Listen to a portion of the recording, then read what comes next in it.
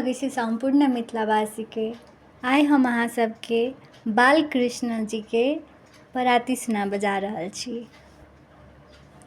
यशोदा जी के लाल पलंग पर, यशोदा जी के लाल पलंग पर, खेलत कुंवर कन्हाई। यशोदा जी के ललन पलंग पर, खेलत कुंवर कन्हाई।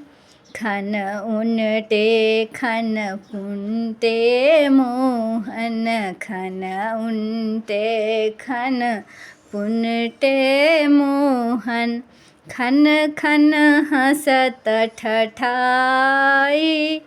यशोदा जी के लाल पलंग पर, यशोदा जी के लाल पलंग पर, खेलत कुंवर कन्हाई।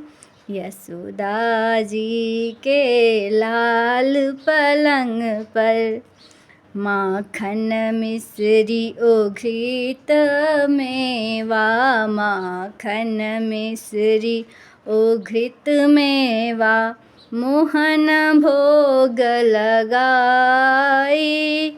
यशोदा जी के लाल पलंग पर, यशोदा जी के लाल पलंग पर, खेलत मोहन कन्हाई, खेलत कुंवर कन्हाई।